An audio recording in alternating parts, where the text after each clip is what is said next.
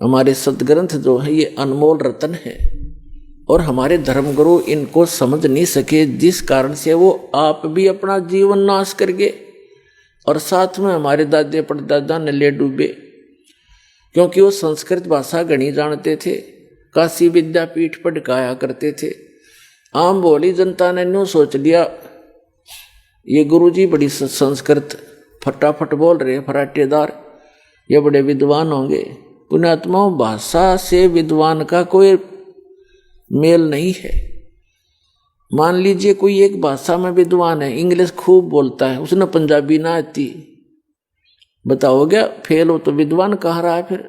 तो विद्वान वो है, भाषा उसकी जैसी है, लेकिन ज्ञान कंप्लीट हो उसको, स्पिरिचुअल नॉलेज, वो विद्वान होता है। और भाषा का काम तो अपने विचारों को दूसरे तक पहुंचाने का होता है। अब जैसे कई कहते हैं भाई प्रोनाउंसिएशन ठीक नहीं, ऐसा ठीक नहीं, वैसा ठीक नहीं आपके गुरुजी का, ये तो बकवादी आदमियों की बात होती है। ये तो वो व्यक्ति सोचते हैं जिनका पूर्व जन्म का संस्कार ठीक है, ज्ञान से परिचित नहीं, क्योंकि ज्ञान से परिचित प्राणी ये बकवाद नहीं बोला करता है।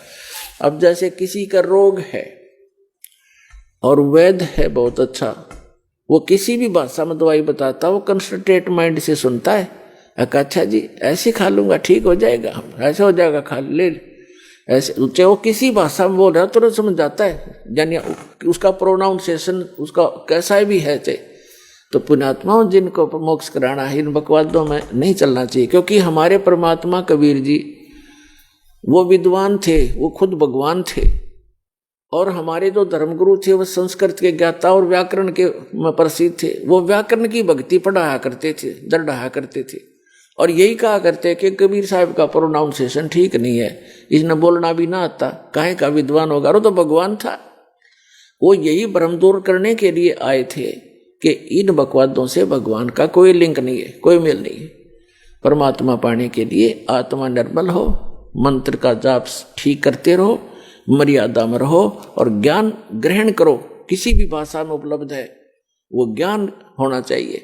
अब जैसे परमात्मा कहते हैं, जैसे कुंभ कुमार का ऊपर चित्र अनूप, और वस्तु तामद है नहीं जैसे जल बिन कूप।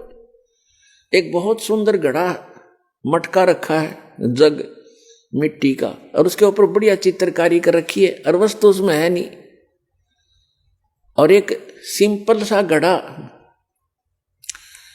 उस पर चित्रकारी भी नहीं, और वो शीतल निर्मल जल से भरा हुआ है, तो के फूका चित्रकारी वाले ने जिसमें बालू रेत ठोक रखा, तो वो जिसके ऊपर कोई चित्रकारी नहीं और सिंपल सा है, खराब सा दिख, उसमें निर्मल वस्तु है, पिए गट गट जान बचाई, तो वो है हमारे लिए पूज्य।